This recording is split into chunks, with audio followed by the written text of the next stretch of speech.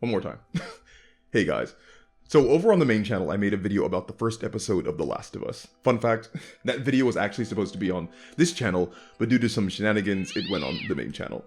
So that actually gave me a bit of mental freedom to actually post a video on this channel about the show, because dang, it's really good and I really want to talk about it. And this last episode was just more of the same. I said it once and I will just say it again. The show is doing a really great job with original content. It's more than just being able to add interesting non-game material like conversations that we hadn't seen before or world details that went unaddressed in the game. It's about how the original material challenges our expectations for character journeys and outcomes because of what we have already seen in the game. And that's the crazy part, because this show has to play to two audiences. Those who are very intimately and emotionally invested in the material because of the video game, and those who are coming into this raw for the first time without any knowledge of the source material. First and foremost, the show has to be concerned with building up the relationship between Joel and Ellie. And honestly, I feel like any person watching the show could come to that conclusion once Tess died, whether they played the game or not. Ellie is very obviously going to be the stand-in for Joel's dead daughter. But the interesting journey is going to be how that emotional transference takes place. How the show is going to depict Ellie and Joel's behavior towards one another. And Ellie is admittedly kind of annoying, but in, I think, a believable, purposeful way that is genuine to how a teenager would act during their first glimpses of freedom in a post-apocalyptic world. She doesn't take no for an answer. She doesn't understand how much danger she's actually in. She's a pest. She's a sneak. And Joel is a grunting, frowning, dirty rock. Have hot water! I'm taking a shower. And then you're showering. Seriously.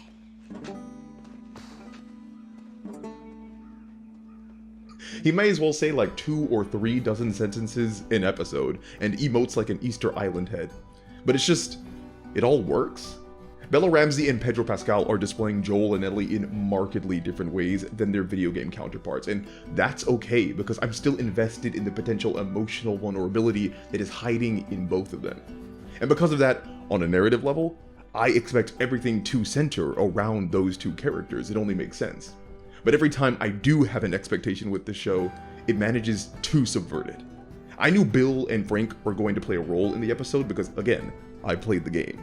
But I was not at all expecting an entire 50-minute sequence focused on the moving and touching lives of these men. I was expecting a little 5-minute aside like the outbreak in Jakarta or the virologist discussion in the first episode. But I think the show has very deliberately made us expect things like that. It wants us to get comfortable with our preconceived notions so that it can rip the rug out from under us. And our preconceived notion was a short flashback, then right back to Joel. But instead, Bill and Frank are around to stay, presenting the longest stretch of original material that the show has crafted yet. Bit by bit, the show is really taking the title of The Last of Us and using it as really a mission statement to showcase snippets of humanity. The Last of Us as a game title artistically referred to Joel and Ellie's experience of love and growth specifically. People would pop in and out of their lives as a displayed framework of how humanity adapted and still carried hopes and dreams, but it was really all centered on the experience of this little girl and her protector who could possibly save the world. The game was a compelling portrait of the pain that we are willing to endure for those we love, and how selfish we are willing to be to keep those people safe.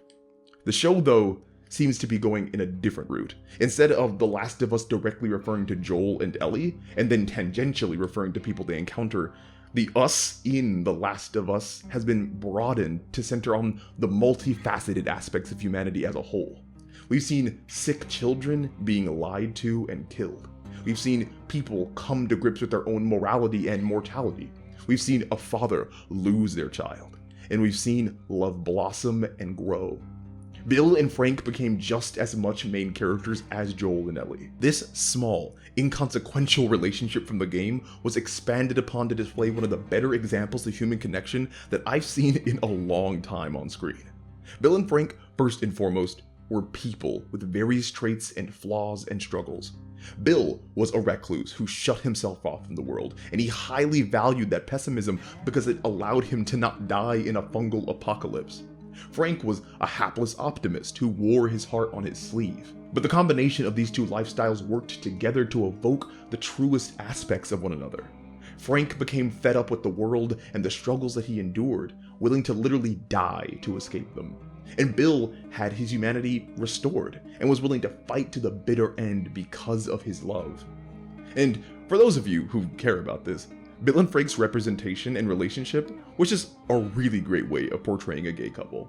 And it wasn't like Pixar gay, where it was like a peck on the cheek. It was an overtly gay, physically affectionate couple.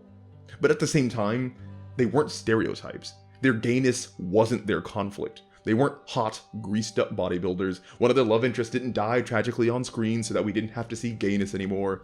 They were just two rugged everymen that got to grow old together in an aggressively romantic way.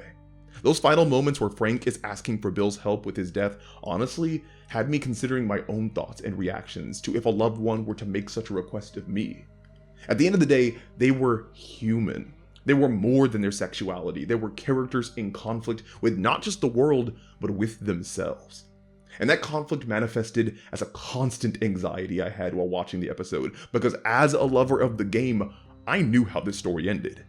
Bill would be alone, found by Joel and Ellie, and that meant Frank would have to die. And the more I saw how much Frank meant to Bill, the more I dreaded what I knew was to come. But the narrative refused to fit in the simple parameters of being an adaptation and used my own expectations against me. It ended with Bill and Frank's unified death, an expression of their love that was expertly used to catapult Joel's outlook on how he should treat Ellie. Knowing that there are twists and turns like this that will deviate from the game story only makes me more excited to see how the show will progress.